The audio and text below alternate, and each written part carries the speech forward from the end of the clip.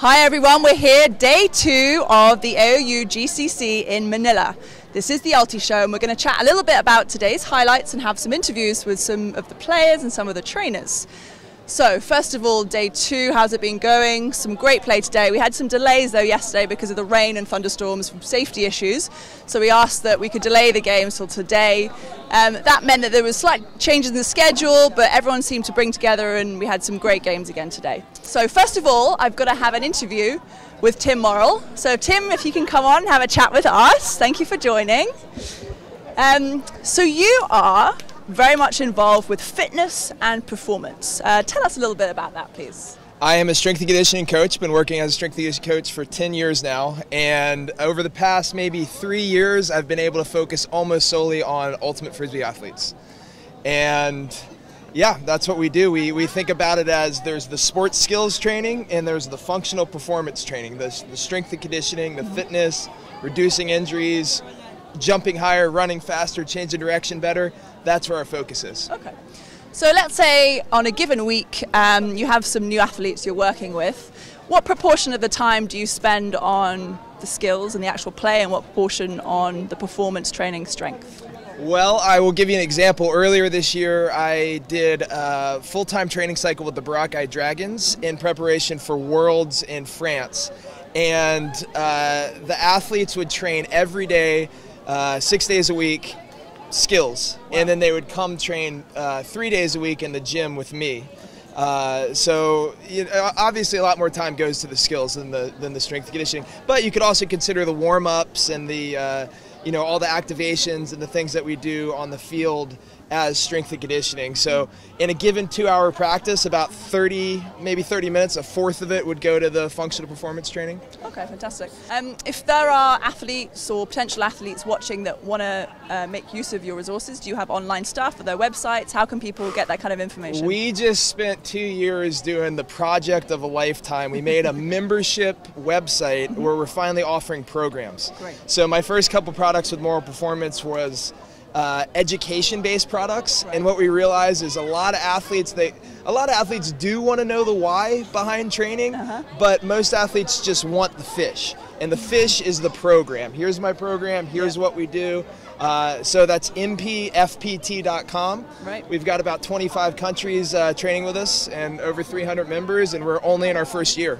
So it's wow, it's hugely popular already. That's fantastic. Yeah, it's good. So what are you up to actually at the moment? I mean, you're here at this tournament. I can see you're wearing a Garudas Indonesia t-shirt.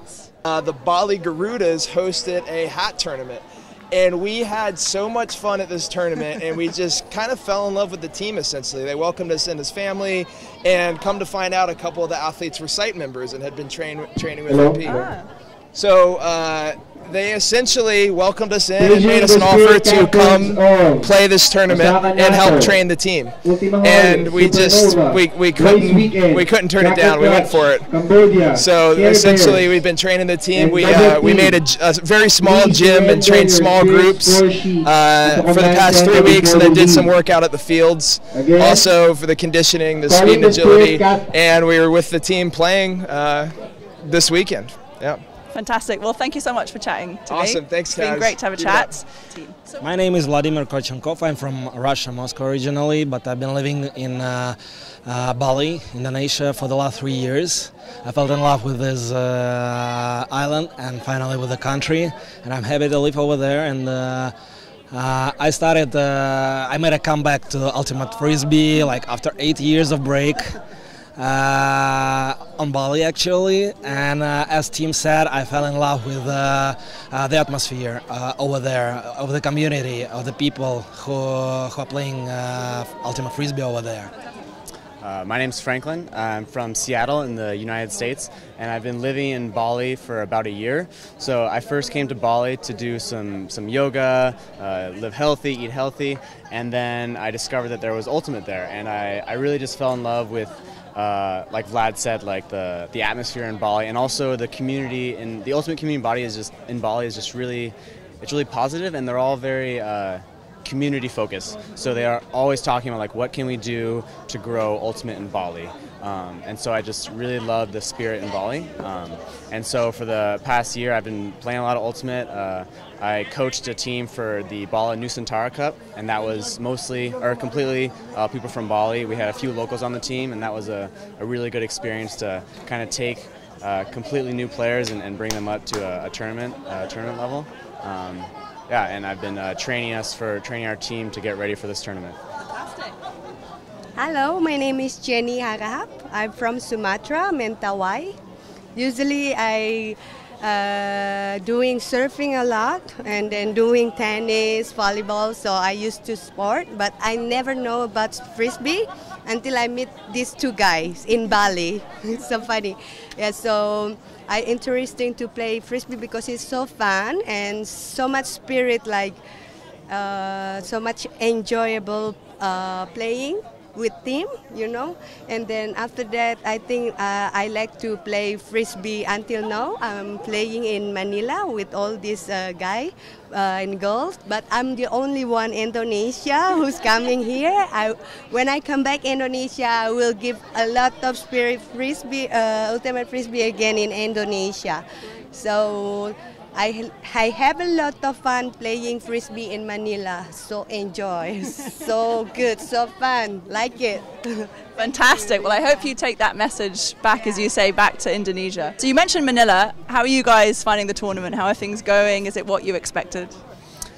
Yeah, it's a really high level. I think for a lot of us on the team, it's the highest level tournament that we've ever been to. And maybe for the first day yesterday, the first game or so, is kind of a shock, like to see the defensive intensity that these teams are bringing, like the amount of practice that these teams had in their zone strategies was just really impressive and frankly kind of frightening. But as that like last team you were playing was pretty strong as well.